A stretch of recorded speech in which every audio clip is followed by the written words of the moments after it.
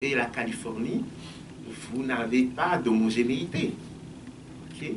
Les gens nous disent pour la monnaie CBAO, mais comment est-ce que vous allez faire? Il y a le Nigeria et puis il y a le Togo. Je dis, mais entre l'Allemagne et la Grèce, vous avez les mêmes disparités de PIB. Mais comme c'est un acte d'abord politique, okay, il faut assumer ensuite la gestion des transferts. C'est pour ça que je suis mort de rire en général quand les gens me disent on ne fait pas la monnaie CBAO parce qu'il n'y a pas de convergence. Okay? On nous dit là on a reporté de 7 ans parce qu'on attend la convergence. Je dis mais les amis, vous avez, prenez même les pays sahéliens, okay? Il y a une saison sèche et une saison de pluie. Bon. Les pays côtiers, il y a 2 saisons sèches et 2 saisons de pluie. Quand est-ce que vous allez avoir la convergence? Les économies agricoles primaires. Okay. Donc si c'est cette convergence que vous attendez, dans 50 ans, on va encore attendre la monnaie CBAO. Voilà, je dis non, il faut être sérieux. Okay. Il faut être sérieux. La monnaie, c'est quelque chose de politique. Il faut assumer. Et en plus, nous avons toutes les théories possibles et imaginables d'endogénéité des critères. Et le fait de créer la monnaie peut rendre les cycles synchrones aussi. Donc, de ce côté-là, il n'y a pas de peur à avoir. Sur l'accompagnement de Michel Sapin, bon, comme Michel Sapin lui-même n'est plus ministre, je laisse la question. Nous attendons le discours de Bruno Le Maire à la prochaine réunion Zone Franc pour voir ce qui sera dedans. Et donc, Martial, j'ai été un peu long par nous.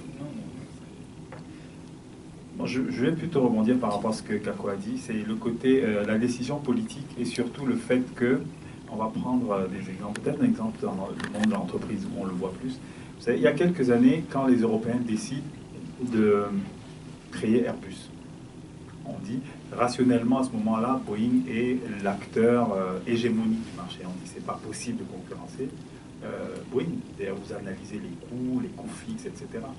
Donc ça veut dire quoi? Ça veut dire aujourd'hui, Airbus concurrence avec Boeing. Pourquoi? Parce que quand vous prenez une décision et que vous menez des politiques cohérentes derrière, une décision qui ex ante peut paraître irrationnelle peut devenir rationnelle parce que vous allez faire les investissements nécessaires pour qu'elle le devienne.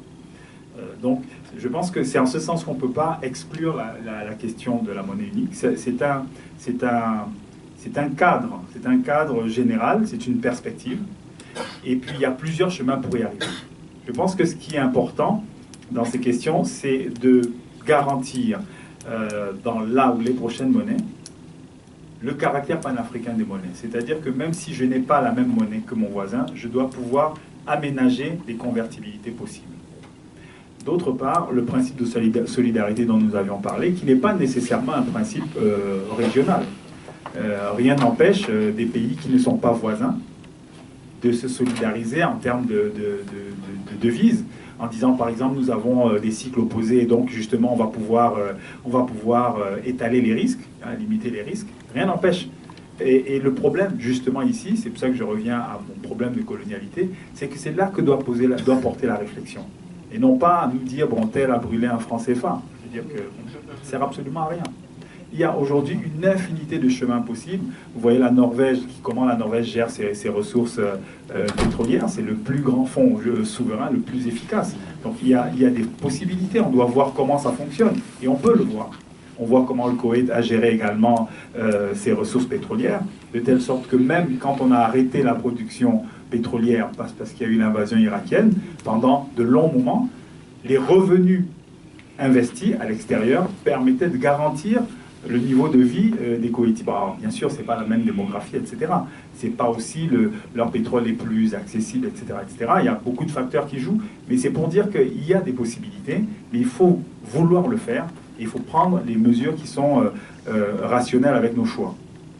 Sur la question, effectivement, des fluctuations, en fait, j'ai compris aussi dans votre question qu'il y avait l'idée que, il y avait un peu l'idée de, comment on va appeler ça, un peu une espèce de charlatanisme autour de la stabilité, puisqu'effectivement, tout le monde dit oui, la stabilité, il n'y a que la stabilité, on n'a pas d'inflation, donc on a de la stabilité. Déjà, on n'a pas d'inflation, mais on a beaucoup de rationnement alimentaire, rationnement d'eau, rationnement d'électricité, etc. Donc normalement, ça devrait beaucoup faire augmenter les prix si on avait des prix moins administrés, normalement. C'est pour dire qu'en fait, l'argument de la stabilité monétaire, c'est un argument vraiment de charlatan. C'est-à-dire que la stabilité monétaire en elle-même n'est rien. C'est-à-dire il faut à un moment donné, quels sont les attendus de la stabilité monétaire? Les attendus, c'est dire, on va protéger le pouvoir d'achat avec la stabilité monétaire. Sauf que si vous avez, pour obtenir la stabilité monétaire, vous faites le moins possible de crédit et vous faites remonter le plus possible de réserves au trésor public et dans les banques, en réalité, vous obtenez la stabilité, mais vous réduisez l'activité. Donc, cette stabilité, vous l'obtenez, en fait, en tuant les pouvoirs d'achat. Or, l'idée de maintenir l'inflation basse, c'est l'idée de conserver les pouvoirs d'achat. Donc, en fait, c'est une stabilité qui s'obtient au prix du contraire de ce qu'elle recherche. Donc, en réalité, et vous l'observez aussi, parce que l'autre idée de la stabilité, c'est de dire, on va attirer les investisseurs étrangers. C'est-à-dire que là encore, toujours cette dimension, cette colonialité, la